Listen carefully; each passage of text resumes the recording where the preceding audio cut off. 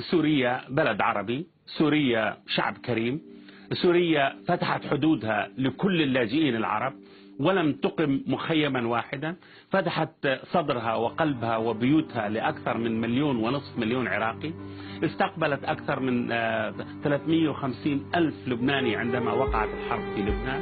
سوريا هي الدولة الوحيدة التي كانت تستقبل العرب بدون أي إقامات ولا تأشيرة دخول.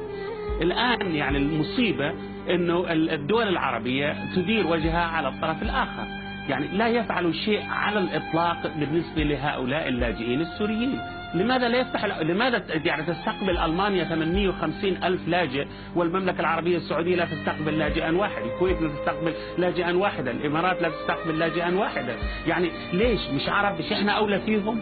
احنا أولى بالسوريين، مش ألمانيا ولا فرنسا ولا المجر. هؤلاء لو وجدوا البيوت العربية مفتوحة أمامهم ما ذهبوا إلى ألمانيا ولا ذهبوا إلى فرنسا ولا ذهبوا إلى أي بلد. وبعدين هؤلاء السوريون يا أستاذ توفيق هؤلاء ليسوا عالة على أحد، من أنشط الشعوب العربية ومن أذكاها ومن أكثرها إبداعا. يا أخي ذهبوا إلى مصر، حولوا مدينة 10 أكتوبر جنة والله جنة حولوها. ذهبوا إلى الجزائر أيضا، فتحوا مطاعم، فتحوا محلات سوبر ماركت.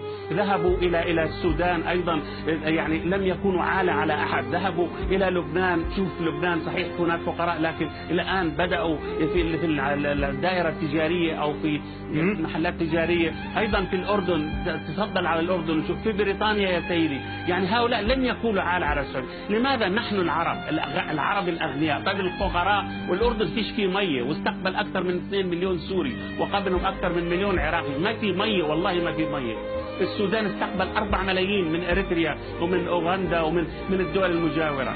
يا أخي طب لماذا لا تستقبل هذه الدول العربية وخاصة الثرية الغنية اللي بتليل نهار بتقولنا هم حريصين على الشعب السوري وهم بدهم يخلصوا الشعب السوري من الطاغية وهم بدهم يلغوا على يعني طب سنة بقول لك إنه إيران استولت، الشيعية إيران استولت على سوريا وحزب الله الشيعي استولى على سوريا. طب يا أخي هذول سنة والله عرب سنة.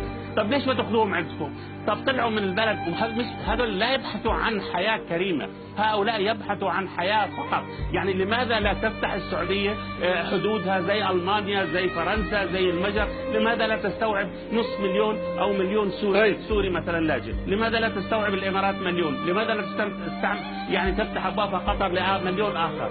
بس هم يعني يحاربوهم في سوريا وممنوع يجوا إلى هذه الدول. هنا هي المشكلة الأساسية اللي احنا بنتحدث عنها. عيب اليوم الطفل هذا الكل بيبكي على الطفل، هذا الطفل اللي غرق هو وأمه وأخوه. طيب يعني وين الكرامة؟ وين النخوة؟ يعني لماذا لا يستقبلوا يا أخي؟ لماذا لا يستقبلوا لاجئ واحد؟ طب لماذا هذا؟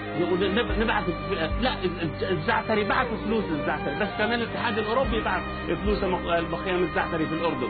يعني لكن ماذا يفعل؟ يروحوا يشوفوا والله البنات السوريات حلوات نتجوزهم نستر عليهم. يا أخي خذوهم عندكم في السعودية وفي الخليج واستر عليهم يا سيدي، تجوزوهم يا سيدي، بس خذوهم عندكم. بس تروح على الأردن بس يعني الزواج لمدة شهر مسيار ولا مش عارف ايش مسفار لمدة شهر ولا مدة شهرين بعدين تتخلوا عنهم. لا، هذا شوف من تدخل في الأزمة السورية وأرسل سلاحا للأزمة السورية يجب أن يتحمل مسؤولية ما جرى في سوريا.